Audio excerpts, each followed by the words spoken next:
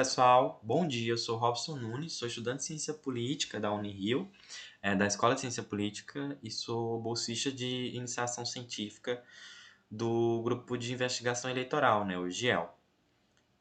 E hoje eu trago a apresentação, né, da minha pesquisa, que é sobre violência política, que é coordenada aí pelo professor doutor Felipe Borba, né, que é o meu orientador.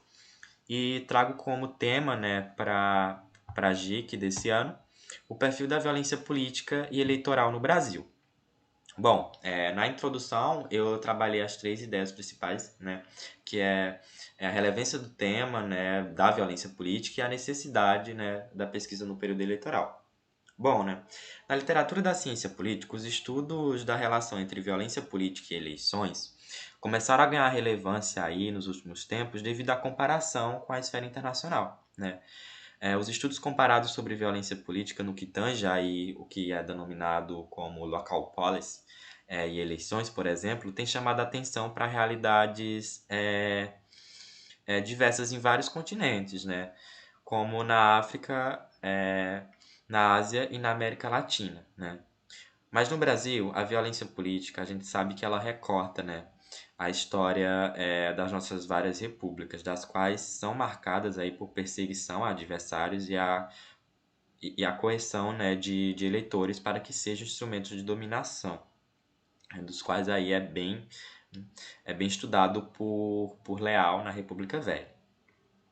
Nesse sentido, o tema se coloca como relevante em razão da enorme visibilidade que ganhou recentemente na conjuntura política, né, do Brasil durante as eleições de 2018, né, e também de 2020, que aí destaca que os veículos de imprensa, pesquisadores e organizações sociais, né, divulgaram resultados de coleta próprias aí sobre a incidência, por exemplo, de homicídios, atentados e outras formas de violência contra os líderes políticos, né.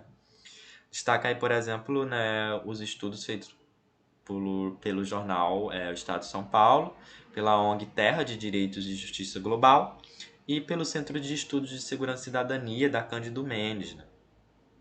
No mais, né, quando se fala de ciência da violência política, né, e a necessidade da pesquisa no período eleitoral, cabe destacar que se coloca como importante porque a violência política durante o processo eleitoral gera enorme dano à sociedade, visto que afeta, né, o correto funcionamento da democracia. E por último, é que em situações de condições elevadas do nível de violência, o resultado eleitoral deixa de ser considerado a expressão confiável da vontade dos eleitores e passa a ser visto como um subproduto, né, da manipulação eleitoral. Sobre os objetivos, né, essa pesquisa teve como principal objetivo, né, avançar no conhecimento científico sobre a relação entre violência e eleições no recente período democrático brasileiro, que infelizmente as pesquisas sobre violência no Brasil ainda são um pouco escassas, né?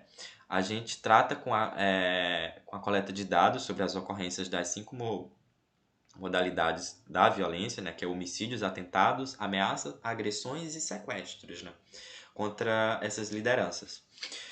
Sobre os objetivos em específico, a gente tenta produzir um perfil da violência política e eleitoral brasileira a partir de um mapeamento feito através destes dados coletados, em especial, né, dos períodos eleitorais.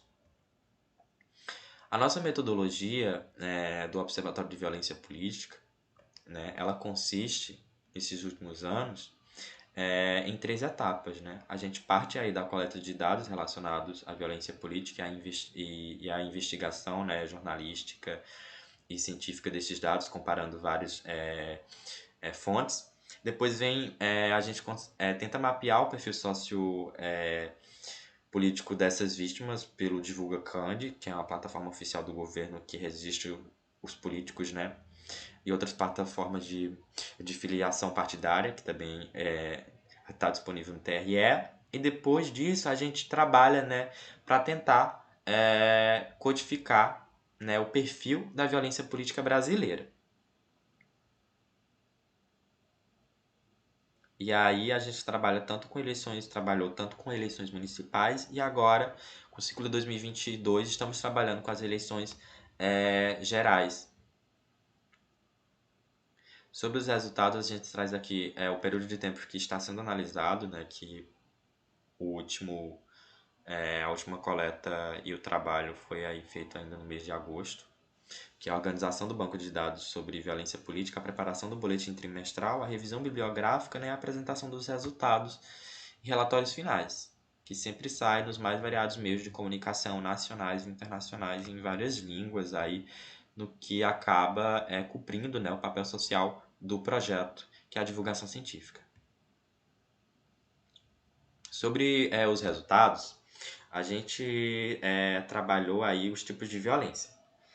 E nesses trimestres, né, a gente viu que as categorias que registraram os maiores índices de frequência foi a agressão, com 96, depois vem a ameaça, com 178, atentado, homicídio e sequestro, sendo que a ameaça foi a maior, com 49,6% da amostra representada. Ao total, né, pelo menos até agosto, do qual foi feito esse trabalho, a gente coletou 449 casos de violência política. A evolução dos casos de violência por trimestre, né? Aí eu peguei uma amostra, né, dos boletins do último ano, do terceiro trimestre de 2021 até o recente, né, que é o terceiro trimestre de 2022. E observa-se aí que conforme vai chegando o ano de 2022 e se aproximando do ano eleitoral, a média de casos vai aumentando, né? Observa-se que no terceiro trimestre ainda estávamos em agosto e faltava 2 meses para eleições, né? E a literatura indica que quanto mais perto fica das eleições, maior o número de casos. E já tinha 94 casos, né? É muito preocupante isso. Depois tem os casos por regiões. E conforme já indicava a literatura de 2020 e 2018, né, Sudeste e Nordeste são as regiões líderes de frequência de casos contra líderes políticos. Casos por unidades federativas. Né? Novamente se repete aí estados das federações das regiões Nordeste e Sudeste. Tem São Paulo, RJ, né? Bahia, Minas Gerais, e depois vem do Nordeste ainda, Pernambuco e Paraíba. Com destaque aí, por exemplo, que nos estudos feitos por Borba et al. 2022, quando se coloca a comparação por quantidade de habitantes, São Paulo e Paraíba são líderes de frequência de casos, né, das últimas eleições municipais. Sobre a filiação partidária, temos aí o PT, o PSB, Republicanos, PSOL, PL, PP, MDB, né, e os outros demais partidos. Cabe destacar aí que apesar de ter alguns partidos de esquerda com altos números, né, o maior quantitativo, segundo os boletins, né, trimestrais do OVEP, são de partidos de direita. Destaca aí que o antigo DEM, saiu da amostra devido à sua fragmentação, né, do qual se transformou no Partido União Brasil. E por isso os casos foram divididos e foram reclassificados devido, logicamente, à mudança. Depois a gente classifica o perfil social das vítimas, né? De acordo com os dados do Divulga Cand, né? E do IBGE. Nesse sentido, na classificação do sexo, a gente viu que os políticos do sexo masculino representam aí a grande maioria dos casos, quase 80%. Logicamente, eles também são as maiorias dos políticos, mas isso também representa o cenário político brasileiro. Depois vem a faixa etária, né? E aí a faixa etária mostra que os políticos acima de 35 anos são os mais violentados, né? E entre 45 e 59 temos aí a maior taxa, que chega a 33,4%, né? Sobre a escolaridade desse eleitorado, ainda de acordo com os trabalhos feitos por Borba, Nunes 2020 e outros autores, políticos de nível superior continuam representando completo o maior número de casos do boletim de violência política. Sobre a cor, brancos também representam os maiores números de casos, né? Logicamente, eles também são os maiores presentes na política e no corpo político brasileiro. Bom, por fim, nas conclusões, pode-se observar que o perfil básico para o alvo local, tipo e período da violência contra políticos e figuras do meio brasileiro, ainda se mantém similar ao posto por Borba e Aguiar 2018 e Borba et al. 2022. Isto é, um padrão onde a predominância da violência política se dá, em maioria, por homicídios e ameaças.